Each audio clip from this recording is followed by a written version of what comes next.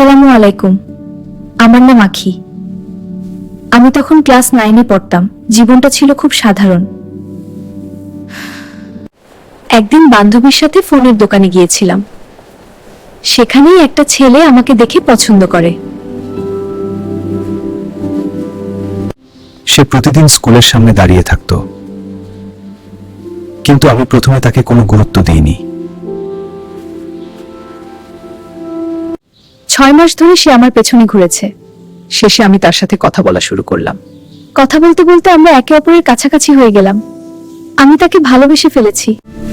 আমি আমার ভালোবাসার মানুষকে সব বলল। সে বলল, তুমি ছাড়া আমি বাঁচবো না। হঠাৎ একদিন আমার জন্য বিয়ের প্রস্তাব আসে। আমি বাবা মার বিরুদ্ধে গিয়ে তাকে বিয়ে করলাম। ভেবেছিলাম এই ভালোবাসাই আমার সুখ। শুরুতে আমাদের সংসার ভালোই চলছিল। তার পরিবারও আমাদের মেনে নিয়েছিল। 2 মাস পর জানতে পারলাম আমি মা হতে চলেছি। কিন্তু আমার সুখটা বেশিক্ষণ টিকল না। আমি যখন তাকে বললাম আমি প্রেগন্যান্ট, সে বলল এই বাচ্চা রাখা যাবে না, নষ্ট করতে হবে। কি? আমার শ্বশুর বলল তোমার বাবার বাড়ি থেকে 5 লাখ টাকা নিয়ে আসো, তোমার টাকায় আমার মেয়েকে সাহায্য করব। আমাকে ঠিকমতো খাবারও দিত না। প্রতিদিন মারধর আর অপমান সহ করতাম। আমি আমার পরিবারের কাছে সব বললাম। তারা আমাকে বাঁচাতে চাইল। একদিন সে আমাকে এত মারলো, আমাকে হাসপাতালে ভর্তি করতে হলো। মেয়ে, সে আমার পেটেও লাথি মেরেছিল।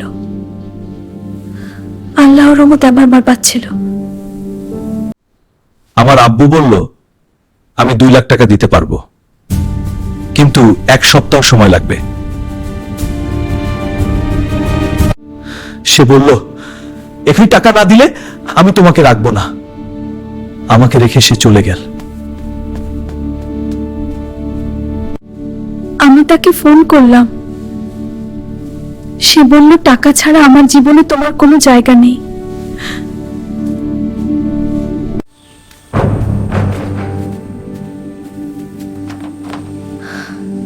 ভাবছিলাম হয়তো এবার সব ঠিক হবে।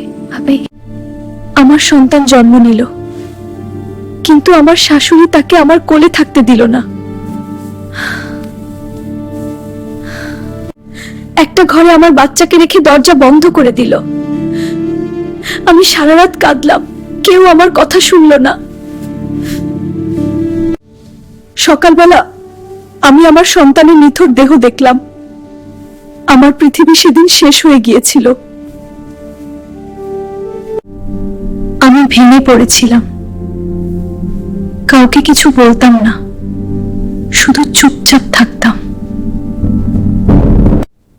আমি নামাজে শান্তি খুঁজে পেলাম। ধীরে ধীরে নিজেকে গুছিয়ে নিতে শুরু করলাম। একজন ভালো মানুষের সাথে আমার পরিচয় হলো।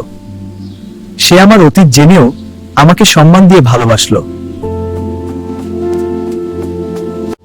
আজ আমার জীবনে সুখ আছে, সম্মান আছে, কিন্তু অতীতের কষ্ট মনে পড়লে হৃদয়টা এখনো কেঁপে উঠে থাকে। এই গল্পটি একজন বোন তার নিজের জীবনে ঘটে যাওয়া বাস্তব অভিজ্ঞতা থেকে আমাদের কাছে পাঠিয়েছেন। আপনার জীবনে যদি এমন কোনো গল্প থাকে তাহলে আমাদের সাথে শেয়ার করতে পারেন।